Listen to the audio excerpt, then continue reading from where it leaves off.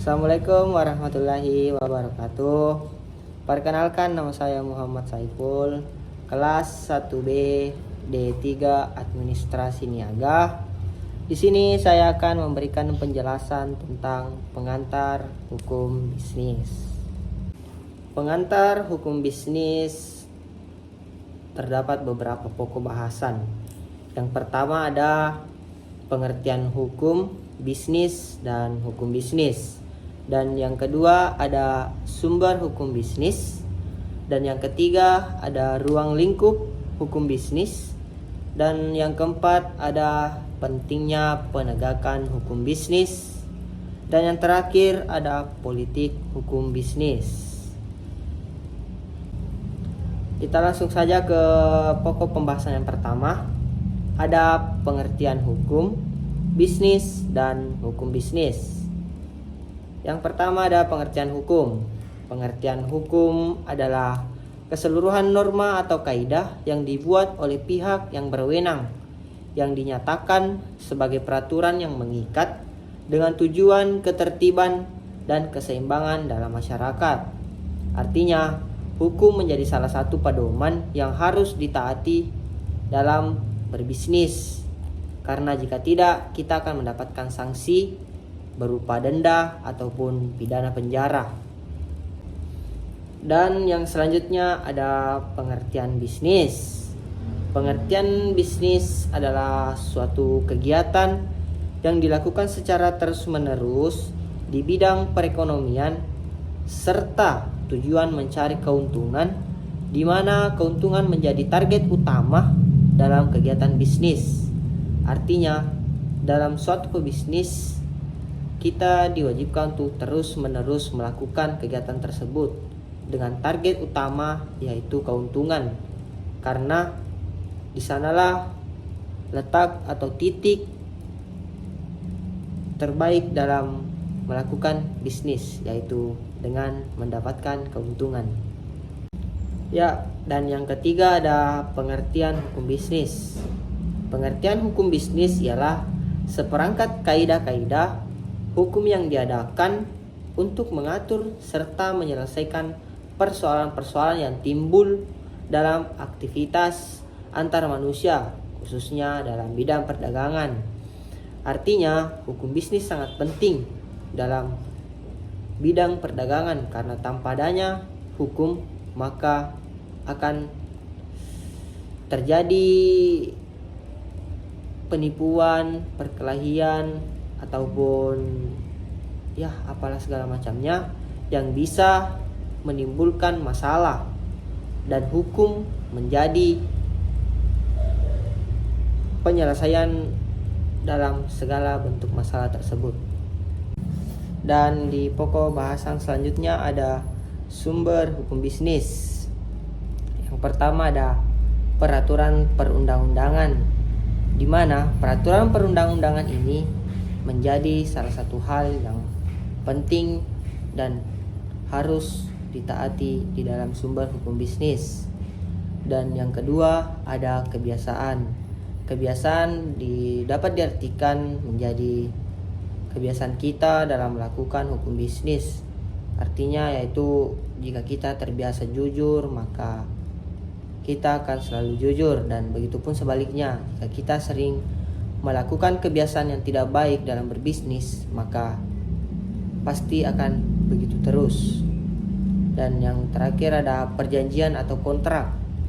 Perjanjian atau kontrak bisa diartikan sebagai janji di dalam suatu bisnis. Contohnya si Fadli melakukan perjanjian bisnis ekspor impor beras ke Baru, contohnya dengan perusahaan beras yang berdiri di Baru.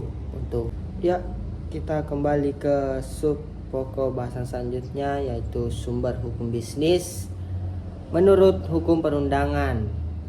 Yang pertama ada hukum perdata, yang dimana artinya yaitu hukum ini bisa mengatur tata cara dan pelaksanaan suatu urusan untuk aktivitas perdagangan.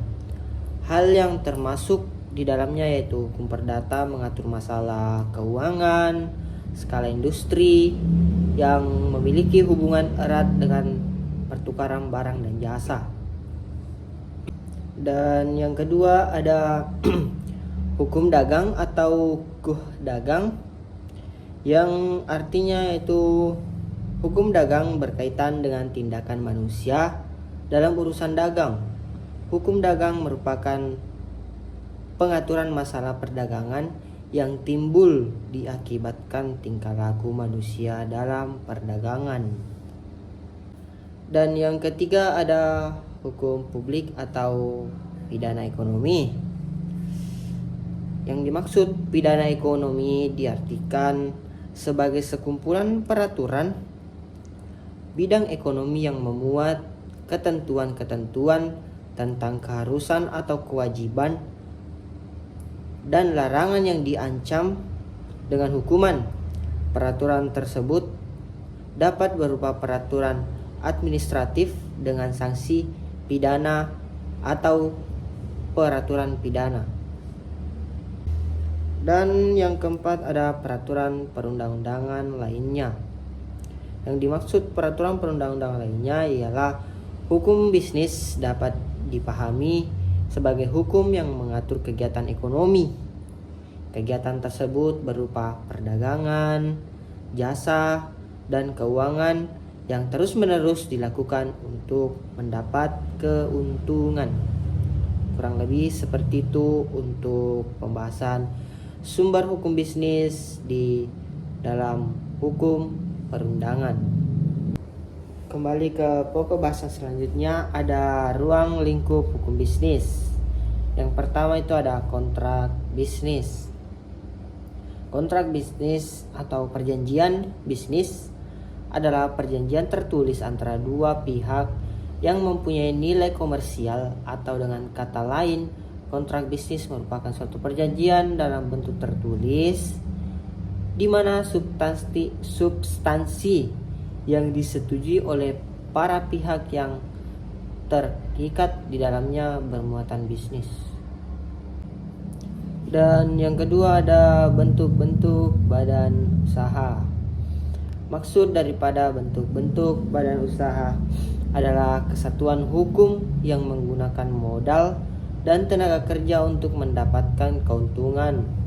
Adapun salah satu bentuk badan usaha di Indonesia yaitu badan usaha milik swasta atau BUMS. Dan yang ketiga ada perusahaan go public dan pasar modal. Go public sudah dikenal luas dalam dunia bisnis. Secara definisi, go public adalah salah satu bentuk penawaran saham perusahaan kepada publik atau masyarakat. Dengan membeli saham tersebut, masyarakat atau investor bisa menjadi bagian dari kepemilikan perusahaan yang bersangkutan. Adapun pasar modal atau capital market adalah tempat bertemunya penjual dan pembeli yang memperdagangkan surat-surat berharga jangka panjang, misal saham dan obligasi. Dan yang keempat ada jual beli perusahaan. Maksud daripada jual beli perusahaan ialah jika suatu pemimpin perusahaan tidak bisa mengkontrol keuangan, atau dalam kata lain bangkrut, maka akan terjadi penjualan perusahaan kepada investor-investor lainnya. Dan yang kelima ada penanaman modal atau investasi. Penanaman modal adalah segala bentuk kegiatan menanam modal, baik oleh penanaman modal dalam negeri maupun penanaman modal asing untuk melakukan usaha di wilayah negara Republik Indonesia.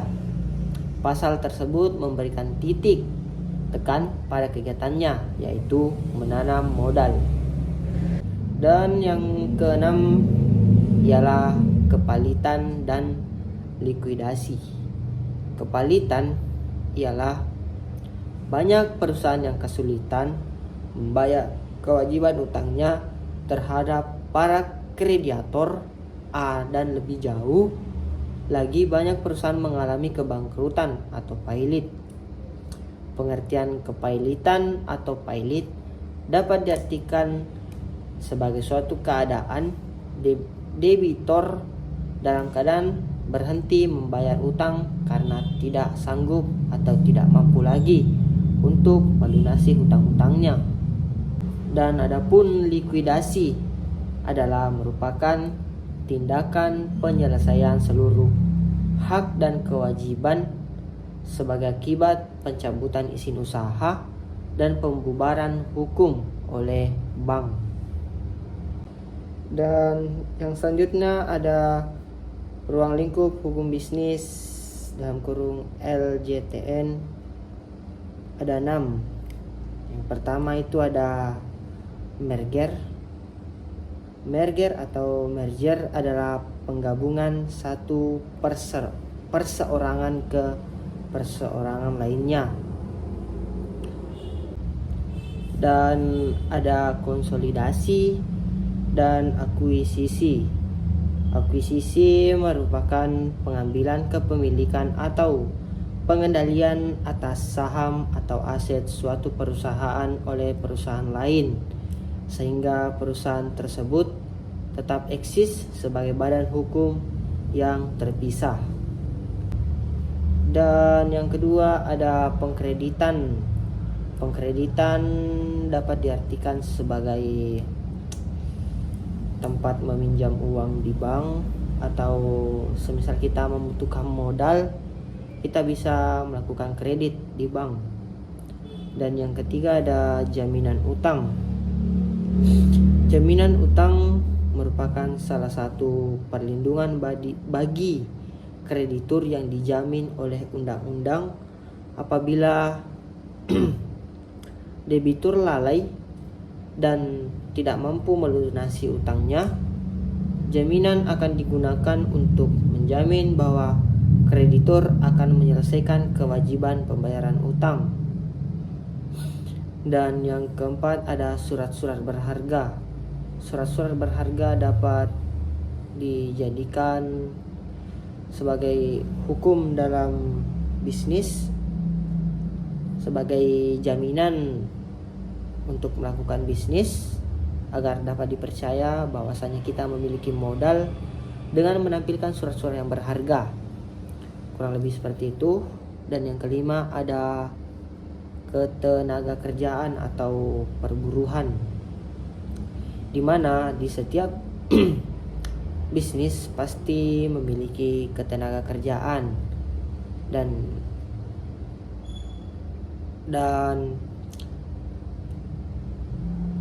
hubungannya dengan hukum bisnis ialah kita harus mempekerjakan orang sesuai dengan hukum yang telah berlaku. Setidak-tidaknya jangan menjadikan tenaga kerja kita seperti halnya hewan yang kita pekerjakan. Kita harus memiliki hati dalam mempekerjakan mereka dan memberikan gaji yang pantas dengan pekerjaan mereka. Dan yang terakhir ada haki atau hak kekayaan intelektual. Didefinisikan sebagai hak untuk memperoleh perlindungan secara hukum atas kekayaan intelektual sesuai dengan peraturan perundang-undangan di bidang haki seperti Undang-Undang Hak Cipta, Paten, Desain Industri, Rahasia Dagang, Varietas Tanaman, sirkuit terpadu, dan merek, serta telah disahkan oleh ITB. Dan yang selanjutnya itu ada larangan monopoli dan persaingan tidak sehat. Seperti halnya yang terjadi saat ini, banyaknya persaingan di dunia bisnis yang dapat menjatuhkan satu sama lain. Dan yang kedua ada perlindungan konsumen. Setiap pebisnis pasti memiliki hak untuk atau kewajiban untuk melindungi konsumennya yang telah membeli barang pada perusahaan tersebut atau menginvestasikan barang ke perusahaan tersebut. Yang ketiga ada keagenan dan distribusi. Distribusi menjadi hal penting dalam hukum bisnis. Dan yang selanjutnya ada asuransi. Asuransi adalah merupakan perjanjian antara perusahaan, asuransi atau penanggung, dan pemegang atau tertanggung, di mana tertanggung membayar sejumlah premi untuk mendapatkan pertanggungan atas risiko kerusakan. Dan yang selanjutnya ada penyelesaian sengketa bisnis. Maksudnya ialah sengketa. Sengketa ini dapat muncul dari berbagai faktor, mulai dari perbedaan pendapat dalam interpretasi kontrak hingga perselisihan dalam hal pembayaran atau pelaksanaan kesepakatan. Artinya di dalam hukum bisnis itu dapat menyelesaikan sengketa bisnis, yaitu dapat menyelesaikan permasalahan pendapat dengan hukum bisnis ini. Dan yang selanjutnya ada bisnis internasional. Bisnis internasional mengacu pada perdagangan barang dan jasa, teknologi, modal, atau pengetahuan lintas batas negara dan dalam skala global atau internasional. Dan hubungannya dengan hukum bisnis diperlukan untuk menjaga-jaga di dalam perdagangan internasional ini. Itulah kegunaan dari hukum bisnis. Dan yang ketujuh ada hukum pengangkutan. Hukum pengangkutan adalah keseluruhan aturan hukum yang mengatur tentang pengangkutan. Aturan hukum tersebut meliputi yang pertama ada ketentuan perundang-undangan, dan yang kedua ada perjanjian atau kebiasaan yang mengatur berbagai proses pengangkutan, baik itu angkutan darat, laut, maupun udara. Dan yang selanjutnya ada hukum kegiatan perusahaan multinasional, ada hukum kegiatan pertambangan, ada hukum perbankan atau dalam kata lain tentang pengkreditan, dan ada hukum real estate. Dan yang kelima ada hukum perjanjian internasional atau perdagangan internasional. Dan yang terakhir ada hukum tindak pidana pencucian uang atau bisa diartikan sebagai korupsi atau apalah itu. Intinya hukum ruang lingkup hukum bisnis itu terbagi beberapa bagian yang telah saya sebutkan tadi. Dan kembali kita ke sub bahasan yang selanjutnya, ada pentingnya penegakan hukum dalam kegiatan bisnis. Yang pertama itu mematuhi hukum dalam bisnis adalah keharusan. Kita harus patuh pada hukum yang ada di dalam suatu bisnis atau sistem perdagangan. Karena jika kita tidak patuh, kita dapat dikenakan sanksi ataupun denda ataupun pidana penjara dikarenakan kita melanggar.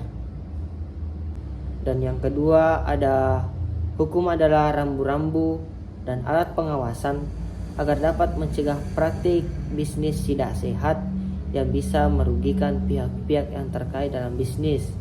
Contohnya itu kita tidak boleh menjatuhkan satu sama lain karena kita tahu ada hukum yang melihat kita, ada hukum yang memantau kita, yang mengawas kita dimanapun kita berada, dan kita janganlah merugikan pihak-pihak lain, karena itu dapat membahayakan pada diri kita, bisnis kita, perusahaan kita. Bisa dikenal orang dengan perusahaan yang tidak baik, atau dalam arti kata lain persaingannya tidak sehat. Dan lanjut ke pokok pembahasan terakhir, yaitu politik, hukum, bisnis. Yang pertama ada politik sentris, yang dalam artinya itu berasumsi bahwa pemerintah suatu negara bertujuan mencari kekuasaan dan status dalam hubungan bisnis dengan negara lain, atau dalam arti lain itu negara itu bertujuan hanya untuk mencari kekuasaan dan status di dalam hubungan bisnis. Dan yang terakhir ada politik pluralistik, bahwa pemerintah suatu negara cepat tanggap terhadap pertentangan kepentingan dalam suatu sistem politik bisnis, di mana kita bisa mengambil contoh yang ada, yaitu di perusahaan atau PT Freeport yang ada di Papua, yang memang dulunya kita hanya bisa mengakuisisi sahamnya sebanyak 25%, dan sekarang dengan cepat tanggapnya pemerintah Indonesia, kita bisa menguasai 51% saham PT Freeport Indonesia. Itulah salah satu contoh politik pluralistik atau cepat tanggapnya pemerintah terhadap bisnis yang ada di Indonesia. Mungkin cukup sekian penjelasan dari saya tentang pengantar hukum bisnis. Kurang lebihnya mohon dimaafkan. Apabila ada kata yang kurang berkenan di hati para penonton, mohon dimaafkan. Saya hanyalah manusia biasa dan tak luput dari salah, jadi mohon dimaafkan. Sekian dari saya, terima kasih. Dan satu quotes untuk hari ini, tidak ada kata terlambat untuk belajar. Perubahan terjadi karena kita mau belajar. Sekian dari saya. Assalamualaikum warahmatullahi wabarakatuh. See you di konten selanjutnya.